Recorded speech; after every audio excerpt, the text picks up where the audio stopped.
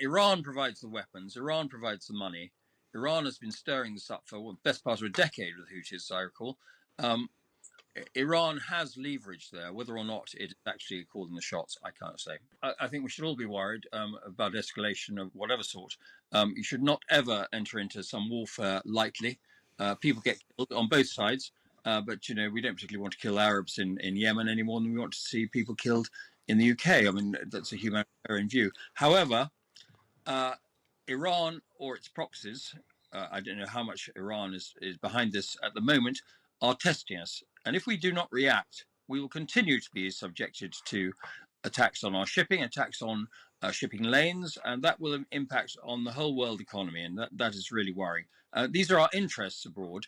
And, if you're attacked, you can either turn the other cheek and do nothing, which shows how weak the West is in so many ways, or you can react. And that was very much the point that General Ben Hodges was making, who I interviewed yesterday. I mean, he says that his anxiety is that actually the West isn't going in hard enough, looking at some of these situations with this kind of axis of resistance. Of course, America has also taken airstrikes in Jordan. And of course, there's a separate action taking place in Yemen.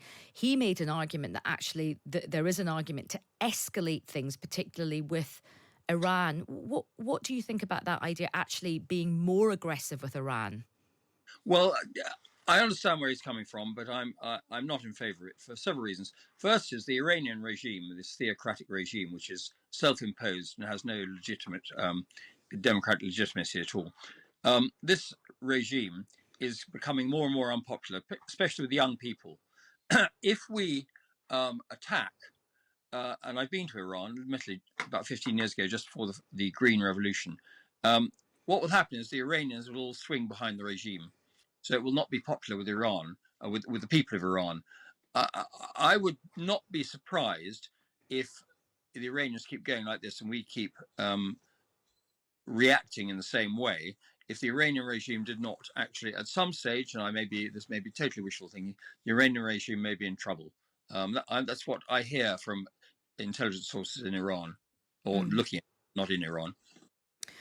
I mean, what's interesting is we spoke to another expert who was saying that actually some of these militia groups and these other organizations, proxies of Iran, even though they're proxies of Iran, they're not necessarily controlled by Iran.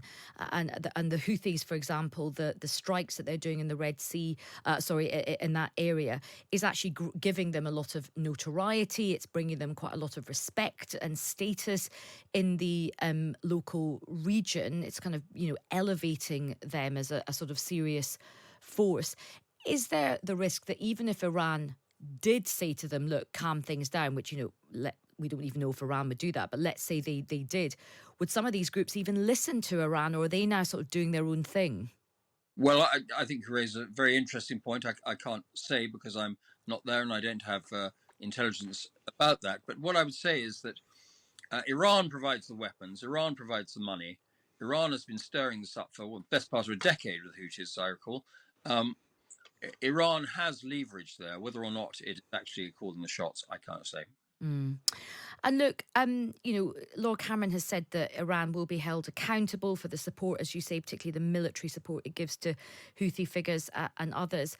I mean, do you think Iran is listening to us? Certainly when you were Armed Forces Minister, are there, open diplomatic channels with Iran at the moment? Well, again, I'm out of date and I can't say, but don't forget we had to close our embassy at one stage when our embassy was attacked by a pro-government mob in Iran. I don't. We may have diplomatic channels, but I don't think they're working very well, if I can put it that way.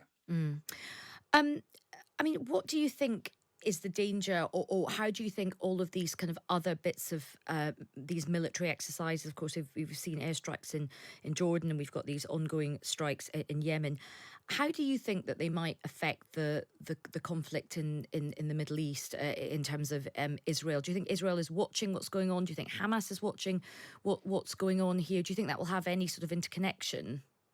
Well, I think I'm sure they're watching, and it makes the place even more dangerous than it was before. However, the idea that the Houthis are attacking shipping in the Red Sea because of what's happening in Gaza, I think it's for the birds. I mean, the Houthis have been attacking, have been fighting for, as I said, the best part of a decade or more. Um, there was it the USS Cole was attacked off Aden? Oh, that must be 15 years ago. Um, that, and that was the same sort of people. Whether they were actually called Houthis or not, I do not know. But we need to be open. We need to be wise about these things. These people basically hate our culture, hate our values, hate our way of life, and they will attack us. They'll attack Israel. They'll attack whomsoever they wish. They'll attack a lot of the Gulf Arab states and their ruling families. They'll attack them. These are not people that we can do business with. They won't listen to reason. And just in terms of the sort of broader situation with the military, I mean, the sort of defence is much more in focus than it has been in a while now. There's been an interesting report called Ready for War. It's been published by the Defence Select Committee this morning, and it's found that the military is unable to devote sufficient training and resources to high intensity war fighting. And of course, there have been over the last couple of weeks some interesting interventions from very kind of senior figures from the military side of things, warning about whether Britain has sufficient capacity if things do escalate. As a former armed forces minister, how do you feel about the sort of robustness of the UK's military personnel right now? Well, since the end of the Cold War in, say, 1990, we've been spending the peace dividend time and time again, and we've cut our forces. We've cut our. I mean, the whole purpose of having defence is to act as a deterrent. It's an insurance policy that you either pay the premiums on, or it's not there when you want it. We have been cutting defence. My son is in the army now, but we've cut the perks of being in the armed forces. We don't pay them a huge amount. And we expect a lot of them, and then we turn around and say, well, actually, we're going to cut the forces yet again. As we speak, we are reducing the Army, the Navy, and the Air Force. Now, this is nonsense. At the same time, we can't recruit enough people.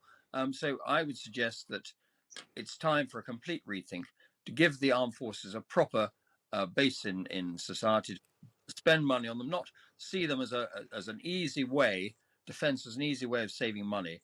And that's what it has been seen as for 30 years, and actually probably decades before that as well. Absolutely. And of course, things are